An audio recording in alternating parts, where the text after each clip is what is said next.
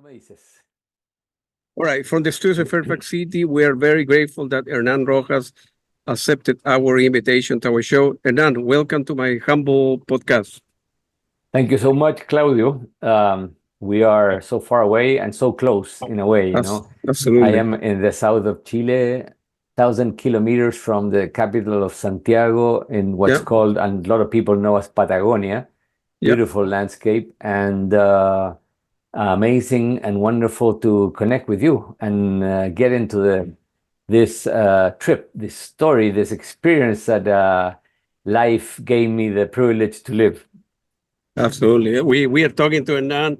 He's the author of this particular book, Get Tusk, obviamente Tusk, a famous album with Fleetwood Mac, and he reads the inside story of Fleetwood Mac's most anticipated album with Ken Caillat.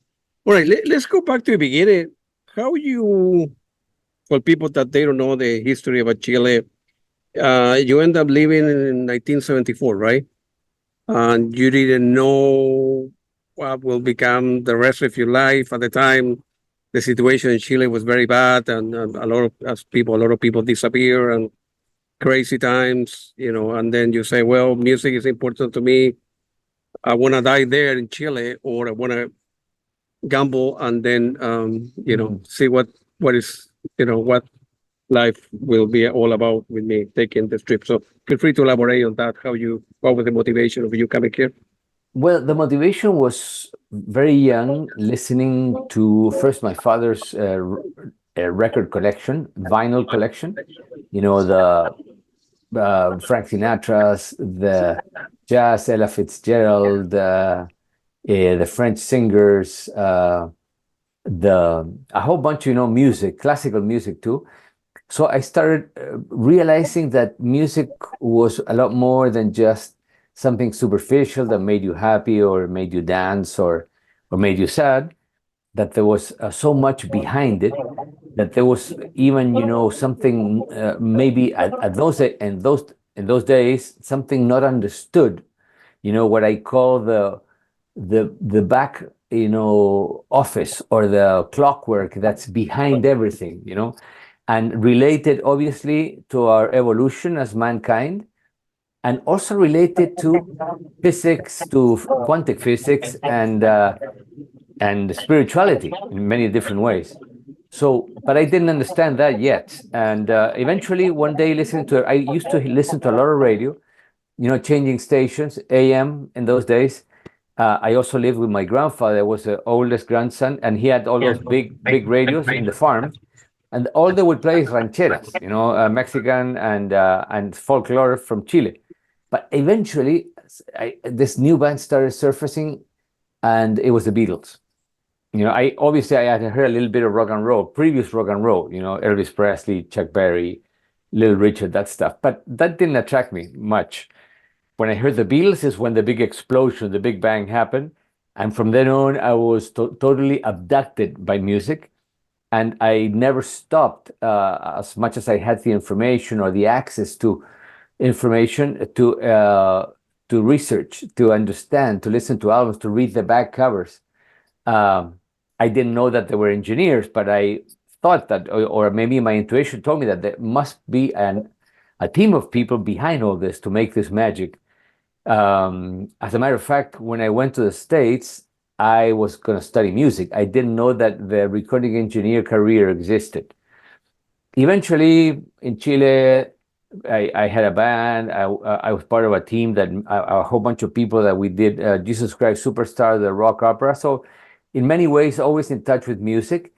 And the opportunity came. I had no money. My family had no money either, or they didn't want to support me. And I had the opportunity to travel on a cargo ship to the States. And that's when this whole trip started, the dream or the gamble, like you said. Coincidentally, I had 3 cassettes on that cargo ship that took forever. It took a month. And it was the Beatles, Revolver, a play tape that I had done myself with all the music that I liked, that I had from Jimi Hendrix to Crosby, Still Nash to the Rolling Stones to Chick Corea, to many different kinds of music. Genesis, yes. a combination, all kinds of music. And the third album was Fleetwood Mac, because I loved their blues, how they played the blues, and Black Magic Woman. So this trip ended in, I finally reached Los Angeles with this dream. I had many friends that I had traveled before in different things, Chilean friends, companions from school. And in Chile, meanwhile, the dictatorship had just started. Things were getting very dark, very, many bad things started happening. And our company, our team that were doing Jesus Christ Superstar was dissolved. This was in the municipal theater, so there was no more of that. In Los Angeles, I started studying music in Santa Monica College, but I knew that there was something else, but I didn't know it existed. And one day, a friend of mine from Chile, good friend of mine, said, "Hey, look at this newspaper ad," and it said, for the first time in Los Angeles, in California, the first recording school will open. It's open. So there was an open house where people were invited to go there. I went there, and it was like finding nirvana. Everything was so much what I wanted. Everything, the words were familiar. Although I had never studied recording engineer or electronics, but it was exactly where I had to be, where I was going to be working with, where I fitted. I fitted so well in that world. And Lenise Bent was my companion in that first course, and we studied together. Eventually, the funny thing is that we both ended up working at Village Recorder, one of the most famous studios in the world. Yeah. So after that, obviously, it was very hard to find a job. Getting a recording engineer position, assistant engineer, second engineer, it was like nearly impossible. It was, everyone wanted to be that. It was like trying to be an actor, on a Hollywood movie or direct a very famous movie. But, many forces, I believe, many forces from above helped me, aligned, and a Chilean girl, once again, serendipity happening there, knew the owner of a studio that the name didn't ring to me, Village Recorder. So she said, "Go there, the head engineer will interview you." The house is a huge house, a building, not really a house, 3-4 story building, brick building, old. Didn't say much on the outside except for the big mural that's amazing that shows California falling in the ocean after an earthquake, and a little green door, very like secretive. And once I got in, I realized that it was a different world, that I was entering, like Alice in Wonderland, a world that obviously was going to change my life completely. Things were aligned again, serendipity, and the head engineer, Gary Starr, who still works, is a very nice person that I really cherish a lot. Asked me a few technical questions that I answered okay. For example, in those days, it was the first Dolby racks for 24-track analog tape machines, and second engineers were supposed to align the 24-track machines and the Dolbys, and it was complicated, and it took a long time. It was a process, and I answered quite well. But he said, "Well, beyond this technical thing, would you like to work here?" "Of course, I would love to work." "Well, that's an opportunity," he said. "Do you speak Portuguese?" And somehow I said, "Yes, I speak Portuguese," although I didn't really, but I knew a little bit of Portuñol because of the music that I heard from my father. And he said, "Well, it's your lucky day because we have a Brazilian artist recording here. Nobody understands his language. And if you're ready, you can start tomorrow. Plus the assistant engineer working with them, we don't like the way he works, so he's not going to work with us anymore. So you're hired." And the artist was Milton Nascimento, doing his most internationally famous album together with Wayne Shorter and Herbie Hancock.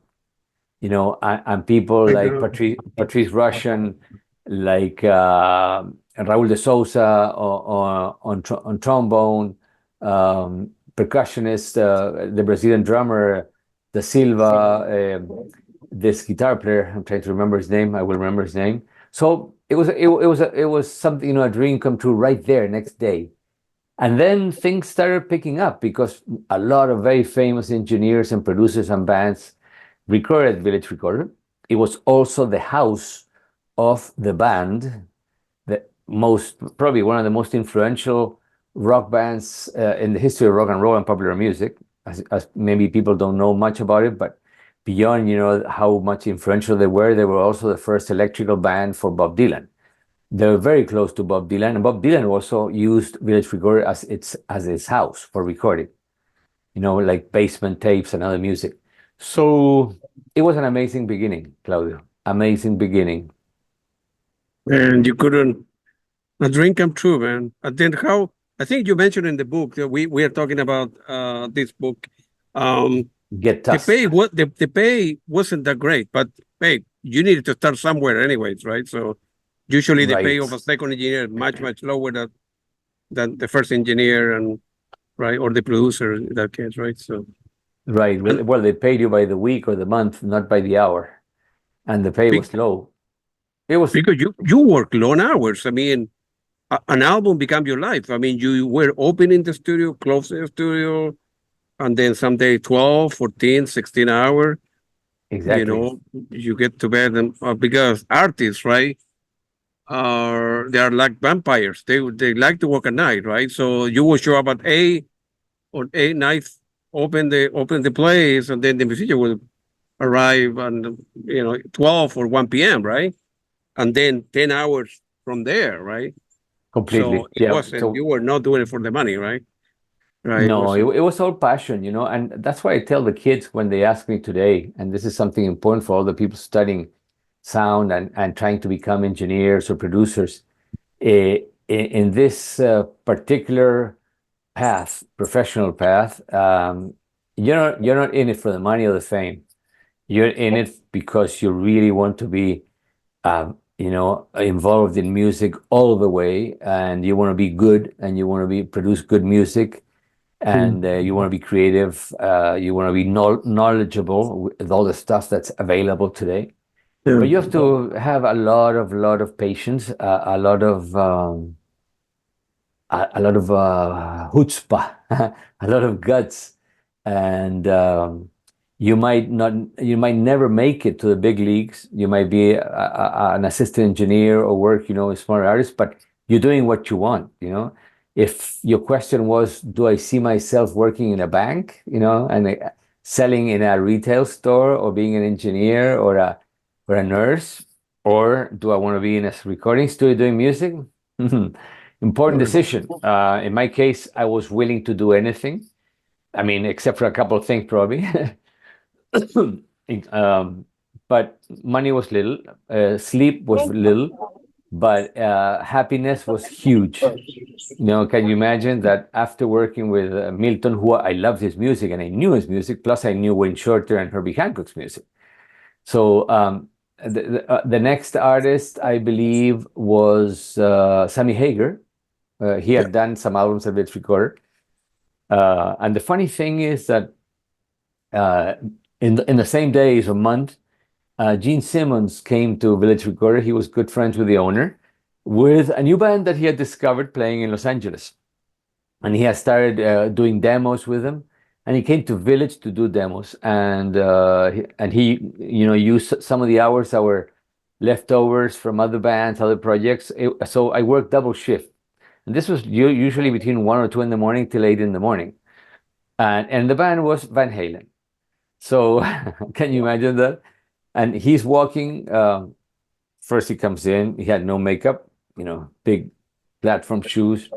He had, I remember, a silver, and you can find it on the internet. The people that are collectionists, it's a silver spider, huge spider on his arm here. And he had a girlfriend that everyone was crazy because he was the centerfold of Penthouse magazine. And then this band. And so they start coming in on this long hallway at Studio B. And he said, look at that guy at the end. And this guy was looking down. He had a Stratocaster playing. His name is Eddie Van Halen. And he's going to be the next guitar god. Just like that. Wow. So the demo that we recorded, the engineer was Baker Bixby. I was the assistant engineer. Had a lot of the songs that finally made it into the first album, including Running with the Devil, You Really Got Me. And I got to interview Gene Simmons years later here in Chile when they have come to play many times. And I asked him about that. And he said, that demo is so much better than the first album. Because he always talks about himself. The work I did, it was supreme. It's still much better.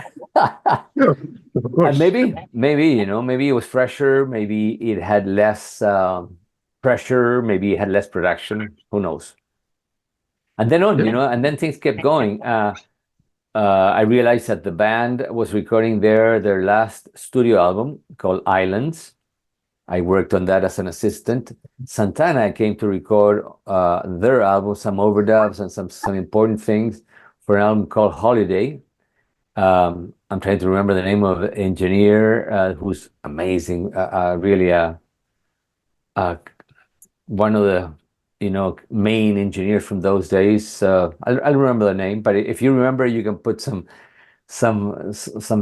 print down below. Yeah. At this time, some of the names fly. Sure. Also, in those days, well, after the last studio album by the band, they decided to do two goodbye concerts at the Fillmore West, if I'm not wrong, in San Francisco. And Martin Scorsese recorded those concerts, and that became probably one of the best documentaries of rock and roll, called The Last Waltz. And it's the goodbye of the band before separating. And special guests included Bob Dylan, Muddy Waters, Neil Diamond, Eric Clapton, Neil Young, Joni Mitchell, Dr. John, many other people. So all this footage and all these 24 tracks of the recording came to our studio. Not the footage itself, but we could see a rough cut of the movie so that we could clean, arrange. Also the intro music was recorded with an orchestra. I remember because the Porcaro brothers were there, and Porcaro's, Jeff and Steve, the father, was there too. He was playing percussion. All these great, session players, violinists, trumpet, horns, woodwinds. Amazing. And so also, I was learning a lot how to record rock and roll bands, but also ensembles, big ensembles, jazz groups, etc. And I did a lot of work on that album as a first engineer, although I never got the credits, with Garth Hudson, the most amazing keyboard player from the band, because he filled up many of the gaps with keyboards, and we worked and worked and worked, and he was obsessed. He was one of those obsessed musicians who wanted to get close to perfection. And Village Recorder attracted many of those bands who wanted perfection. So for a young engineer to learn under first engineers, who were applying perfection, was amazing. And producers. One example, beyond the band and beyond other musicians, well, the case of Cetera. I don't remember the name. Well, Santana. Peter, yeah.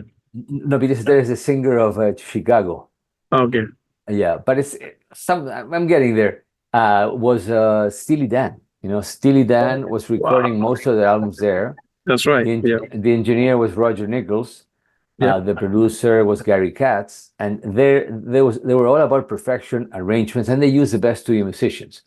Lenise, my good friend Lenise, worked as an assistant on many of those albums. Same thing with another of our friends, Barbara Isaac, who passed away. And I got to patch in when Lenise or Barbara wasn't available, so I got to work with them and see, their methodology. It was just mind-blowing. So that was another school.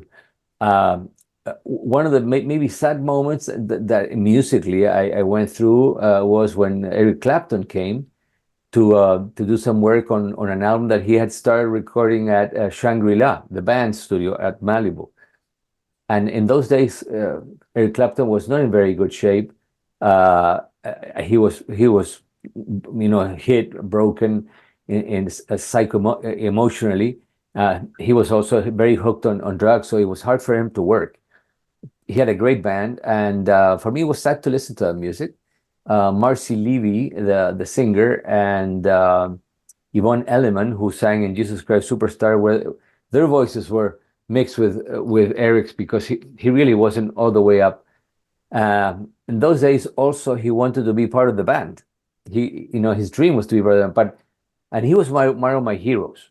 And it's still amazing to be able to think about those. Joe Cocker was also somebody who worked there a lot, and I was also one of my heroes. Joni Mitchell, George Duke. Alice Coltrane, John Coltrane's wife, who was a jazz player. He was into Hinduism, and she did some spiritual jazz music that was amazing, playing the harp. All these different artists that were just so inspiring to be as a young engineer there, Claudio. I mean, I get goosebumps when I See? connect with those days. Yeah. At the time, obviously, no cell phone, no internet, no selfies. But were you able to take pictures with the musicians, and then they will sign some vinyl? Of course, no CDs at the time, vinyl, or it wasn't common for engineers to do that kind of stuff. No, it wasn't. I Popular? never. I was never even told not to do it, but somehow it was like an understood protocol. That nobody could request and behave like a fan. So I you got it. wouldn't take the albums, you wouldn't get pictures, you wouldn't get signatures. I got many pictures in my mind that I still remember, but Sure, sure. not of the sessions with the artists. I do have pictures of myself in the studio of those days. Yep. I remember, and I lost it. Unfortunately, that one of the few things that I really kept as a secret, as a jewel, was Carlos Santana he was a good cartoonist. So he made how do you say a drawing of myself, Yeah, and he gave caricatura. it Yeah. caricature, right? And he gave it to me, but probably one of my girlfriends in those days stole it because it said Carlos Santana, so it's somewhere. Although eventually I did get some amazing photos during the Tusk sessions that we can talk later on this Sure, conversation. sure. Wow, man. All the big name who you mentioned, right? And then so before Tusk, right? Uh they so Fleetwood Mac was, of course, going to the studio, and then the recording Rumors, the album before Tusk, right? And then they hire you to do some mixes or different tracks or Rumors, right? That's correct. That was your first experience with the band, right? Right. I would like to, before we get into Fleetwood Mac, comment on a couple of things Yep. that dame un segundo, just give me Sure. 1 second, porque le Yeah. tengo que decir hasta luego a una persona que está trabajando aquí Sure. conmigo. I Dame un pause it, don't segundo. worry. I will pause it, don't worry. Yes. Right. Go ahead. Okay, so yeah, a couple of things I'd like to comment before getting into Fleetwood Mac is that, especially for people that are studying a recording engineer or interested in technology, analog technology, and all that, in those days, everything was analog. It was a 24-track machine that recorded on 2-inch tape, Ampex, 3M, and a couple of other brands that Stevens, a couple of other brands. So that was the main, working machines. Then the consoles had no automation. So the mixes, everyone had their hands on the board, on the console. And we had little pieces of tape on the side of the faders so that you could make marks. So you say, when the chorus comes, you go back, you go up. So everyone had their hands on the console, including the artist. So one of the key things that came from the Beatles era and all that was that you really had to find the sound in the studio. You really had to use good spaces in the studio, good microphones. The instruments have to be well played. I mean, that's essential. Without good playing today, that all that doesn't matter. So good players are essential, with a feel, with a groove. They understanding the music that they're playing, the especially what's called the groove. Um, Other things that were important is how you use these analog outboard gear, compressors, gates, tape delay. You had many tape machines that help you create delay, phasing, and other effects. The first flangers came in, and in those days we got two inventions that really changed the life of everyone. First, digital delays and harmonizer from Eventide. That was a breakthrough. And the Harrison consoles with VCA automation. It wasn't like today, Total Recall automation or Pro Tools. It meant that the moves that you made were recorded on a data track, and you can recover the moves, but not the equalization or other things. So the first job that I got as an engineer formally was because the engineer that was doing these sessions on disco music, it was a very famous disco label called Butterfly Records, and it was all disco music. It really didn't understand much the Harrison consoles that we had at Village. We had the first Harrison consoles, um, and I knew, so they gave me the job, and I made many albums with that. And the other phenomena that happened in those days, pre-Fleetwood Mac, and I say this because it was important for me as professionally, was that Frank Zappa came to do his album Shake Your Booty with Joe Ciccarelli, the famous Joe Ciccarelli engineer, and me. I was the second engineer, and I learned so much from that. I mean, he told us everything all the ideas. Everything was out of the box. Try this microphone with that, try this different equalization, and obviously the musician part too. So I would say that those events in my life, engineering events, prepared me for what was about to come, and that was the fact that Fleetwood Mac had wanted to remix their singles on a studio that had a Harrison board that had automation, and they came to Village and they hired the studio, open-ended. And I was vacationing, and they called me and said, "Hey, you have to come back right away because this amazing band, number one band, sold everything on their previous album. This album has all kinds of hits." And I said, "Oh, maybe." I wasn't a big fan of that Fleetwood Mac in those days. Yeah. I was more a fan of jazz, fusion, hard rock, metal, that kind of music, progressive, especially. And so finally they convinced me, and it really changed my life. Studio B at Village Recorder. We as second engineers had to be there much earlier to align the machines to be ready. So probably I was there at 7:30 in the morning, and the booking of the studio started, I believe, at 9 or 10. But nobody showed up, not even the engineers, until 10 or until 12, and they already were all famous. So what I thought to myself was, wow, I've known some rock stars, I've been around, great artists, but these guys are in another league. Their level of rockmanship or stardom is above everything, and many roadies were bringing cases of beer, cases of vodka, wine, champagne, and everyone was just partaking for free, and smoking and everything. And that's how we started remixing. I was sitting there, and I knew the studio very well, so I really participated with Ken and Richard in that process. It took a little bit because Lindsay also wanted, and Lindsay was getting more and more involved in that part of the game, not only musically, because he was the musical director of the band. There's no doubt about that. Yeah. And we mixed and also did the first single of what was going to be Bob Welch's first solo album, French Kiss. Yep. And the song is called Sentimental Lady, that was produced by Fleetwood Mac and Ken Caillat and Richard Dashwood. And it had, all their sound, all their magical background vocals, Lindsay's guitars, high speed, low speed. And it was a beauty of work. So much learning there. So we worked, and then we continued working with Ken on Bob Welch's album.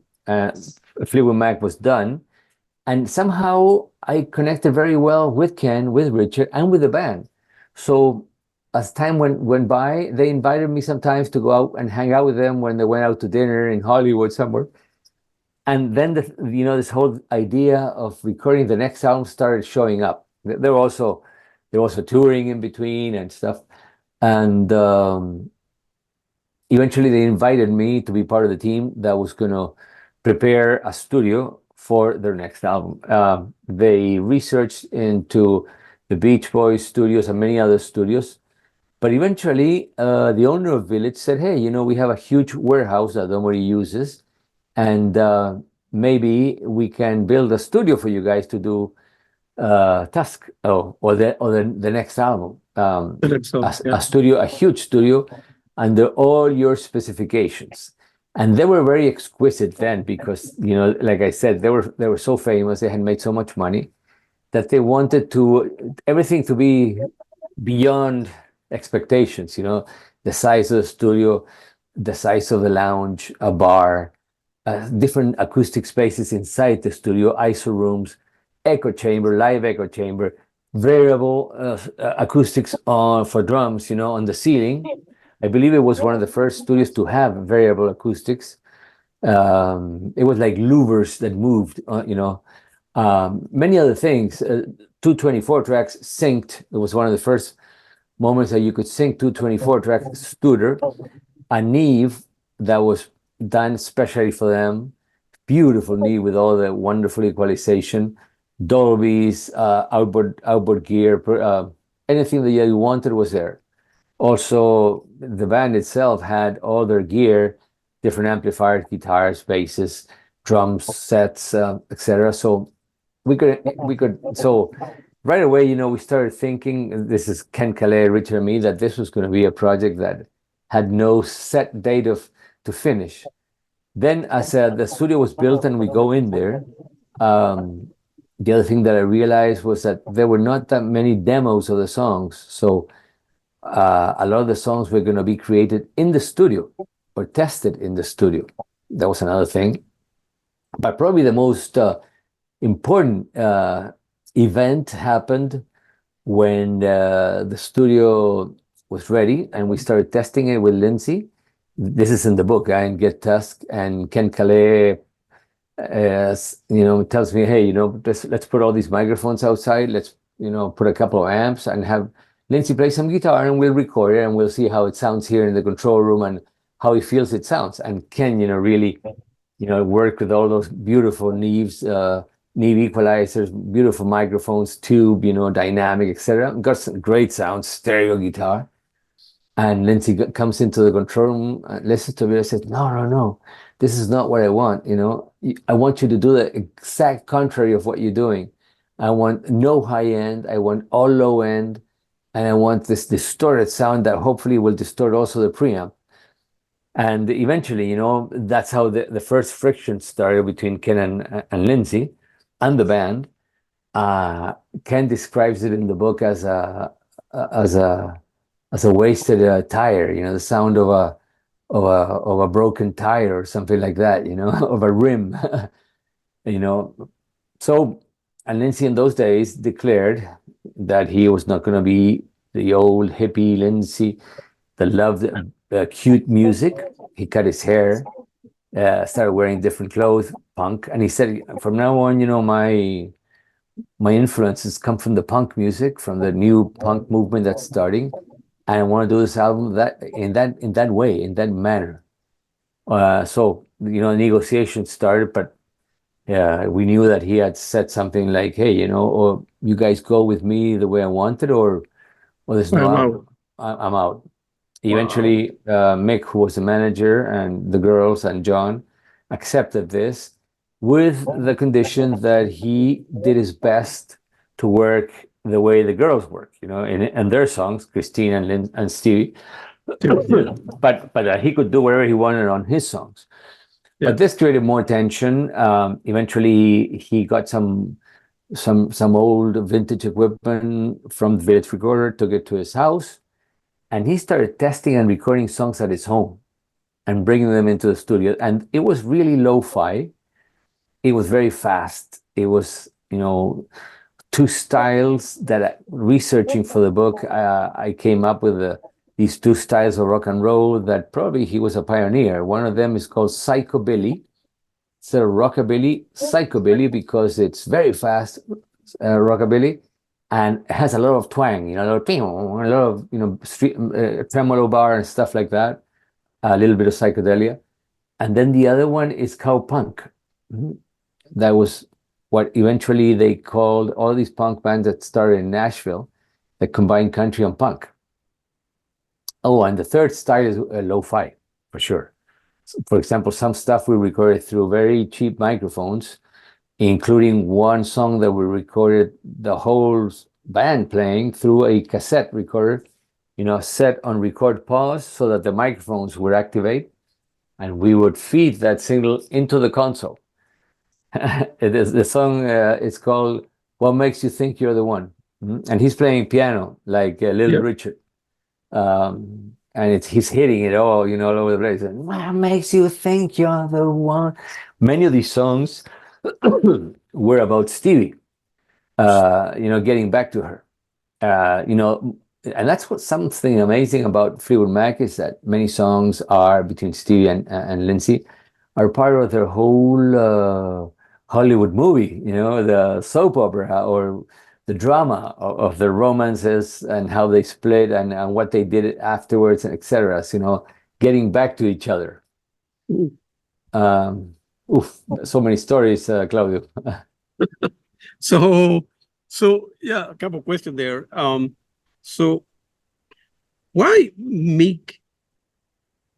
You know, I mean, Lindsey Buckingham is a character into himself, right? So why he will allow for Lindsey dictates, hey, I'm the boss, this is the way it is, or I'm leaving the band, and Mick, I'm saying, okay, yeah, okay, do whatever you want, but for your tracks, for your sound, that's okay. But you need to work out a different way to work with Christine and Stevie Nicks because they are the ladies and they don't go on the same rhythm. They would like to do something different than you have. And then eventually somebody need to make the decision, right? Well, we are a band, right? It's not Lindsey Buckingham and his friends, right? It's Fleetwood Mac, right? Where I imagine that if there were 5 or 6 people, and of course, John, you know, there was 20% each, right? In terms of making decisions, but it wasn't the case. You know, Lindsey Buckingham say, hey, I'm doing this, or I see you guys, you know, get another singer, another, because I don't, you know, it's, and the other question is the importance of microphone, right? So studios usually have, you know, in today's band terms, you know, microphones that are worth, you know, 1,000, 2,005, 10, whatever, and say, and Lindsey Buckingham, yeah, I don't want to use expensive microphone. No, this $100, you know, hypothetical $100 microphone, and I wanted to do low school, you know. Yeah, on the first part, on why did Mick allow for this and the band eventually, I think there's 2 or 3 reasons, main reasons. One is that although nobody really said it officially and formally, Lindsey was responsible for the Fleetwood Mac that sounded completely different when he joined with Stevie Nicks for the album, you know, called Fleetwood Mac, the one before Rumors that had Rihanna and all those beautiful songs. Yep. He became the de facto music producer. Correct. He would be the alchemist. He would turn coal or any cheap metals into gold. You know, he would craft all these beautiful layers of guitars, voices, percussion, everything. So he directed. He was a musical director, and then they had Ken and Richard, who were the perfect complements to him. So if he wanted to try, you know, something like John Lennon had, you know, in Abbey Road, so he said, I want to get this sort of sound to sound like a toy box, you know, or like a toy piano, and we also used toy pianos, and he used toy pianos. So there were many tricks that we used, you know, slowing down the tape machine, getting the tape machine higher, recording, you know, different ways, crazy ways. The second reason, I believe, was that economically, Warner Brothers and Mick, and maybe part of the band, wanted Rumors too. another huge album, that would take them once again to the sky. Um, we have to remember that Rumors was the most popular, most influential selling album in those days until I believe Michael Jackson came with his album. But it's still on the top 3 or top 4, Rumors. And Yeah. so and they won the Grammys, they won the American awards. So all those things, so that pressure was on, and Mick was a manager. So maybe you could see in his eyes, the dollar sign Sure. saying, how much do we risk? And I'm willing to risk that he does it this way, and maybe I can convince him on the way to change, to let go, or that maybe, but not lose, the opportunity, and not lose this, the hen that makes gold, the rainbow where the goal is. So that, I think that's what happened, and that was part of the magic, part of the tensions, the creative tensions, part of all the crazy things that happened during Tusk, because you could hear in Lindsay's songs in this completely different way than Christine's and Stevie. Although there's a couple of songs from Lindsay, ballads, that are part of his darker period, or his rebel period, that are beautiful. Sure. Like I'm trying to remember the name of the song. Um, in a couple of those songs, slower songs, there's an interesting story there, Claudia. I'm not sure if you read it on the book, that I gave him as a present, a charango. Yes, I did. This Well, instrument yep. from Latin America, and he tuned it his own way. And there's many of that charango, in the sides. You could hear in stereo, playing, like a mandolin, or like a banjo, and it gives the magic to the song. There's kalimbas that was my kalimba that I still have, that I lent to him. There's harmonicas. There's percussion, strange recordings. We recorded at a very low speed or a very high speed and brought them to speed, and that changed the tone of everything. The vocals, the drums. He played most of the drums on his songs. He played most of the bass on his songs, and the girls came only in for vocals. He tried a couple of songs. He tried with John and Christine, but eventually said, no, no, no, this is not what I want. And it was hard for John, very hard, because, one of the most respected bass players of the English rhythm sections, from John Mayall, on, having be pushed away, oof, it was tough. And especially, I think Joe was married to Christine, To right? Christine. And you think about it, when you get divorced, or you get separation from somebody, you want to depart your way, right? Go to a different town, go to a different atmosphere, and so forth. And then in the band, Stevie Nicks and Lindsey Buckingham were not a couple anymore, and then John and Christine were not married anymore. So it was a crazy atmosphere, man. Completely crazy, But insane. yeah, but of course, nobody denied that Lindsey Buckingham is on another level. I mean, the guy from a couple notes can figure out a track. You're like 10 steps ahead of everybody else. He will take a couple instruments and do a low resolution track in his house. He will disappear for a couple of days and then come back, right? And then, hey, with this track, I think we should do this. For this, we need to do this. And so the guy was working. He wasn't going to a studio a couple of days on the week, right? But he was producing it. And of course, the record label wanted to sell more records. So whatever Lindsey Buckingham would say, hey, no problem. If Lindsey said, okay, hey, we want to sell 1 million record, right? Or 20 million record or whatever, right? Like the record label wanted to do another Rumors too, because they want to make money. And Lindsey Buckingham, no, I'm not doing that. I don't want to sue a second album of the same. This is very different, right? And that's the gamble they took, right? Either stay in the same zone, make a lot of money, or try something very different. Great, but different. We might lose track of our public and all the people that want to see you because it's going to be a different album. So that's the gamble they Yeah. took, and they did okay. Yeah, but it was his gamble, huh?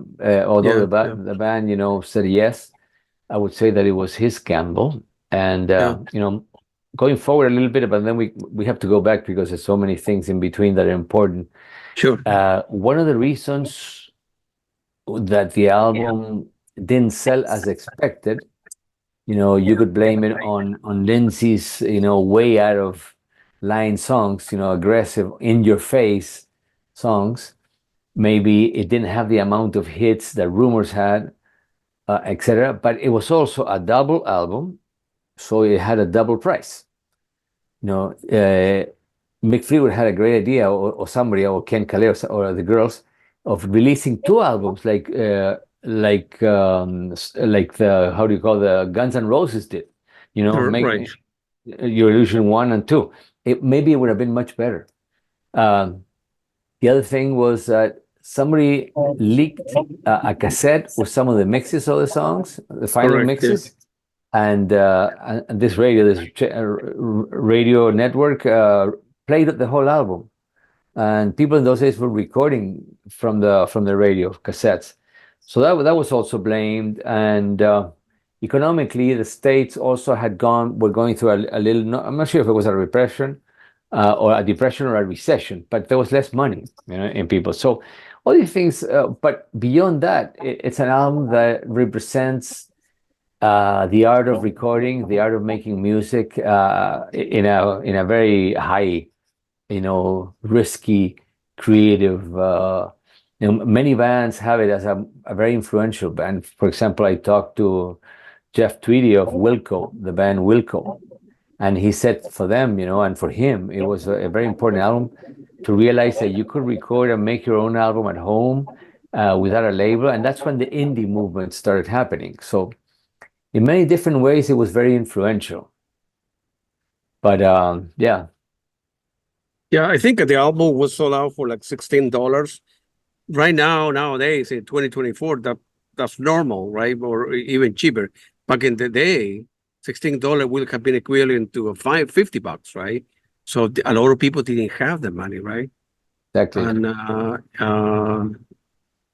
yeah, I think the record label was a mistake. They got greedy, and they say, "Hey, Fleetwood Mac, we can sell it any price we want. People will buy it," and it wasn't the Exactly. case.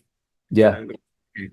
And the fact that right there, you guys were toward the end when making tape for everybody. Okay, tape. This is for Lindsay. This is for Stevie. And so take it home, listen to it, stuff. Come back in a couple of days. Let's go over it as a team, right? Hey, I don't like in track number 2. We could try this out, and the boys are too high. And eventually, thinking one of Stevie, lost that or was stolen, whatever. And they, like you say, they put in a radio. I have no idea how they didn't get sued because that's illegal now, right? At the time. But, absolutely. Yeah. But it was absolutely. But it's no question about it that it was a great album. They didn't say that well, but in general, what was the motivation for you and Ken to write the book? Because quite sure we're talking about this book, so Get Tasked by Ken Caillat and Hernan Rojas. You can buy in Amazon for, I don't know, $20 or so. It's an easy read. It's a great book, a lot of pictures, and it's a great book, so buy it. Yeah. So what was the motivation for the two of you? You had the idea, or Ken approach you and you say, hey, why don't we put this together? And, No, Ken had the idea because he had written the book about making rumors before. Correct.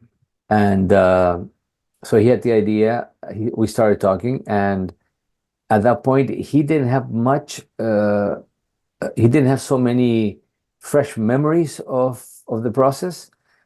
Plus, I had the photos. I had started writing a lot of stuff because I wanted to write my own book. And so I had Yeah. taken notes. Ken was taking notes, and we both started working and connecting notes.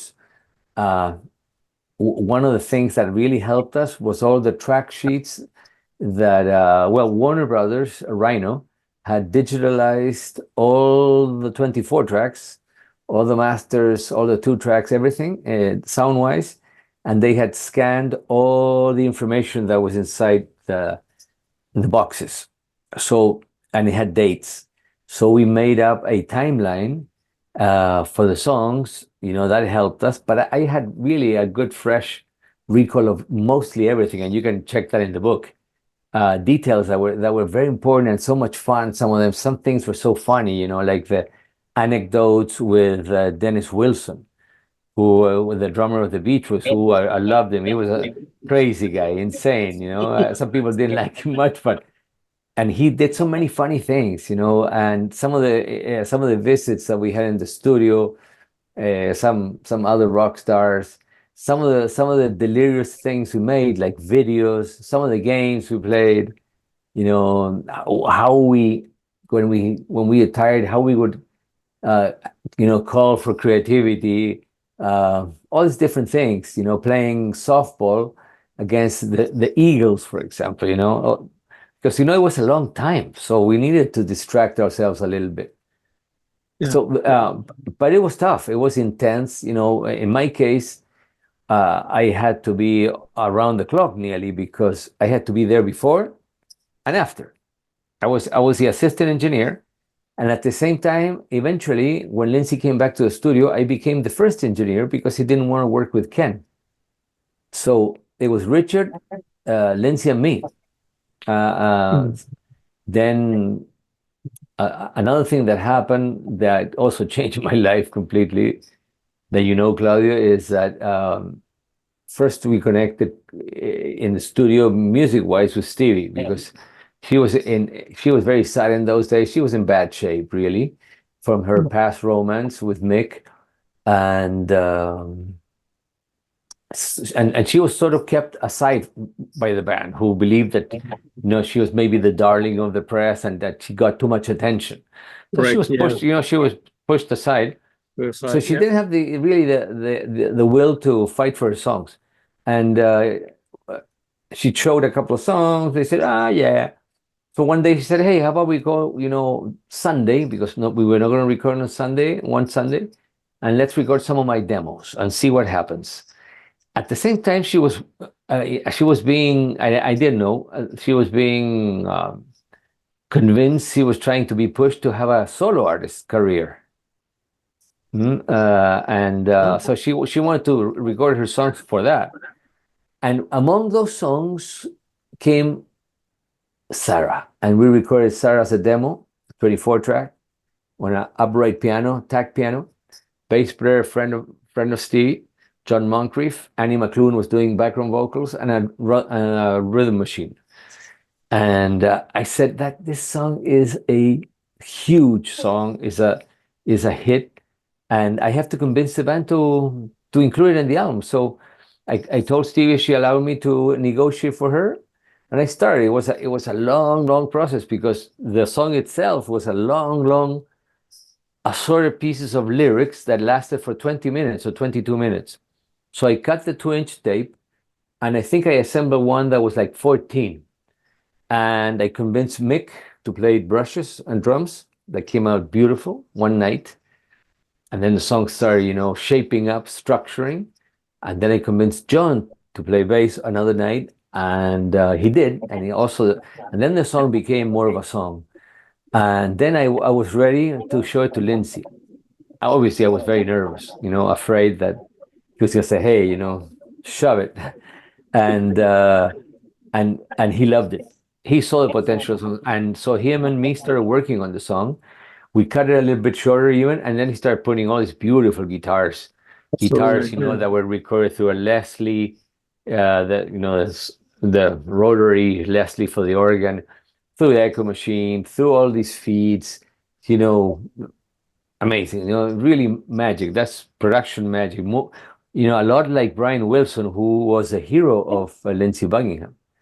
Another story, well, so many stories. Lindsay, one of his heroes was obviously Brian Wilson, and he convinced Dennis Wilson to bring him to the studio, and he was still recovering from this all psychiatric, medical, how do you say, yeah. And he came in, and it was one of those magic moments. Lindsay was crying, and he was playing Caroline and Oh Caroline, and Sloop John B. God only knows, and poof.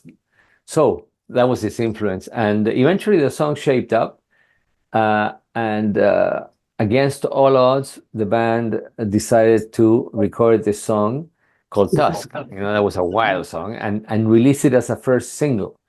I don't know how the label went for that. Obviously, the song didn't do much.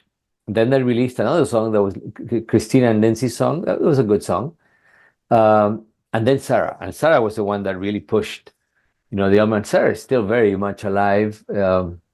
Stevie, was so generous to me because of all the help that I did, that she gave me half of the songwriter's royalties. And then the romance started, the romance between her and me. And that was, imagine, that was wild. Wow. You knew, well, but you knew back then what you're getting yourself into, right? So, like in the book, it says,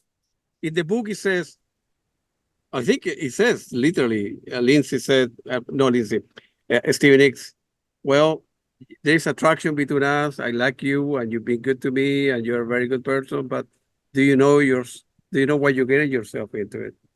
And I say, well, let's gamble. Let's go for it. And yeah. And eventually she broke your heart. And the life of I'm an engineer by trade, and I'm happy I'm not a musician. I have interviewed so many people, have done like 750 interviews, and I'm glad that I'm not a musician, because the life of a musician, so very few people would make it, right? A lot, 90% of the people they make only 10, 15, $20 an hour, right? Yeah, During or the 99%. Yeah, 99%. A lot of people would not make it, right? And then during the COVID, they couldn't tour, so they disappeared, many bands. And of course, some went back to school, and some never touched music again.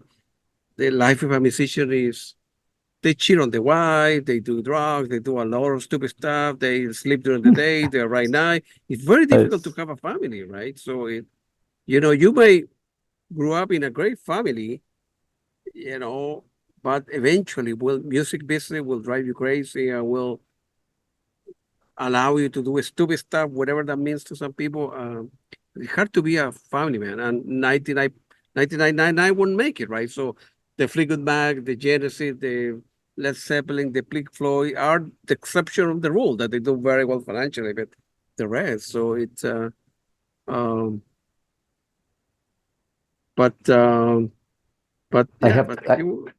gonna have to stop. We'll finish that. But let's pick it up, right? Where you, this new idea, of what the rock and roll life means, and all that. Sure. Thanks again, Hernan. This was the end of part one. We are talking about this great book, Get Tasked, that was written by Ken Caillat and Hernan Rojas. It's easy read, a lot of pictures, a lot of rumors within. Rumors within the book as well. It was very nice talking. Yeah. And also it includes, the chapter at the end of the book when Stevie and me come to Chile, sort of secret, in the middle of the military dictatorship. It was risky, it was crazy, it was insane, and Stevie and me, especially Stevie, suffered.